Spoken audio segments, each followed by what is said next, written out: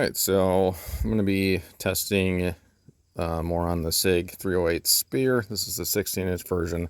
I put a Huxwrx muzzle device on there. This is their brake, and what I'm going to be doing is just comparing the brake alone to the Huxwrx Blasphemy, and then to the Huxwrx HX 762QD. Just kind of getting a different idea of what the gun does with each device on it. Primarily interested in recoil impulse, and if any of them change that. I have shot it with the can before. I have not shot it with this or this standalone. So yeah, it'll be interesting. Real briefly, because I know somebody's going to ask, this is a Troy battle axe stock, VTAC sling. This is an Aimpoint 3X magnifier on a Unity flip to center mount. I'm also going to be testing, you can see here, there is a height difference. So I'm going to be kind of playing with that and seeing if there's any sort of parallax, or noticeable parallax between magnified and unmagnified, and in relation to kind of those being on slightly different planes. Anyway, besides that, this is a SC Irregulars OMM, or optic modular mount. This is their Picatinny version with their longboard.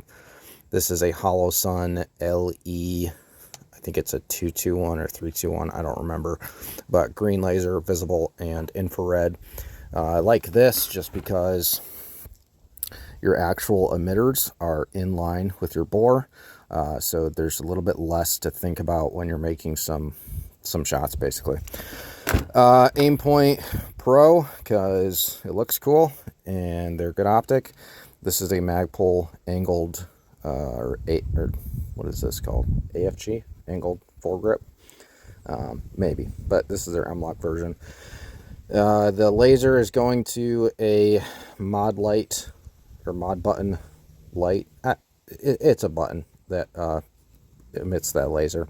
This is the pressure pad to the Cloud Defensive. This is their Rain 3.0. Great light. I am going to be changing this out just because their pressure pad system, it's very robust and nice, but it does sit a little bit taller. And with how I have this set up, or how I want it to be set up, something with a Surefire type switch like this is going to be preferable.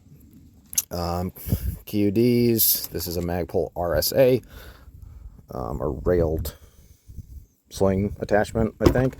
This is their QD version. These are probably my favorite thing that Magpul makes. Yeah, anyway, let's get into it. All right, so first is going to be with just the brake on it. Hopefully this camera angle is good for you guys. I am kind of toying with the idea of revamping or revitalizing this YouTube channel. If you like seeing this kind of stuff, let me know, and maybe I'll continue to do it. We'll see.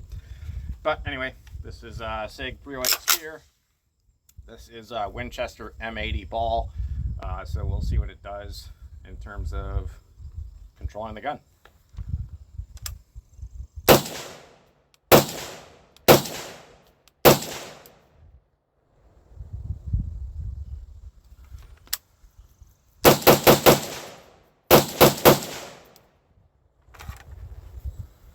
All right, so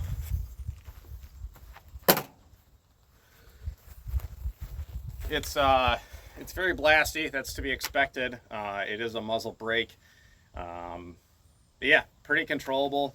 This gun honestly shoots very softly for being a 308. It is a 16-inch. I mean, you can run it like your standard rifle, standard AR-15, so to speak. But we can get into the nerdy crap later on, if we so choose. All right, so now we're going to be testing it with the Huxwrx Blasphemy. This is a a blast diverter. So what it does is it takes all of the expanding gases that are coming out of the muzzle device and projecting them downrange, away from the shooter or shooters on either side of you, whatever it may be. But anyway, yeah, well, let's we'll take a look, see, and yeah, just see what happens. Yeah.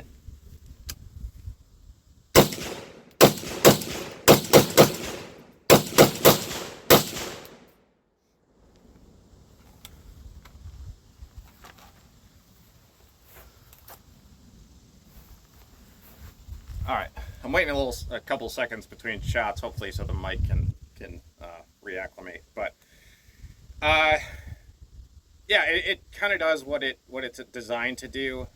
Not being on either side of me, it's hard to kind of get a feel for the difference in concussion or muzzle blast. But I'm sure that it is significant compared to the muzzle brake.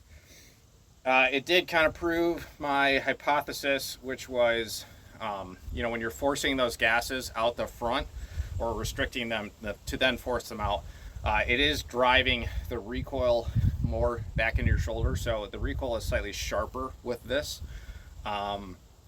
If that's a factor for you, then it's a factor for you. But just something to note. Yeah, it works as it's designed to. If you are, I'm not testing flash today, but all the videos I've seen on these, they do increase the flash. So if that's a consideration, again, that's a consideration. So let's go to the suppressor. All right, we're on to the Huxwrx suppressor. Again, this is their HX 762QD. I do think these are discontinued at this point. I could be wrong on that. But anyway, great cans. We're going to just kind of do a little comparison.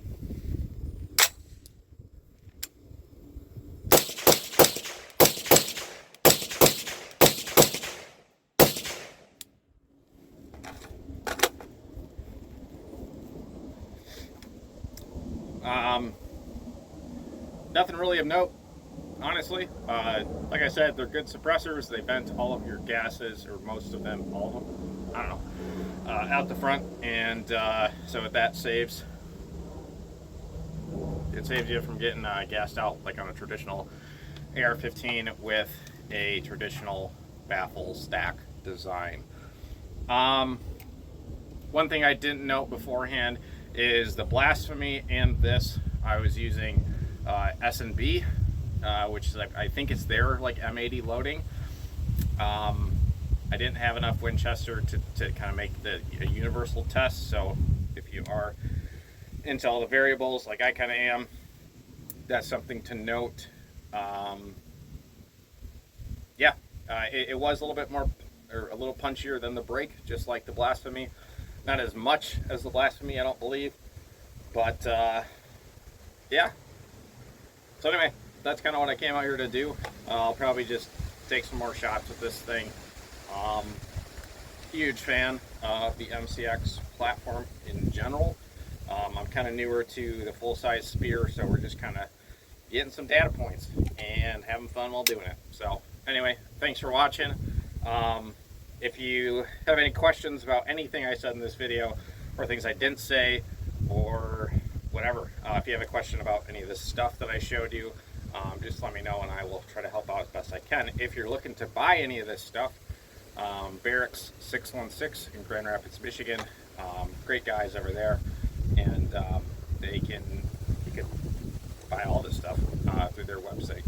So anyway, thanks for watching.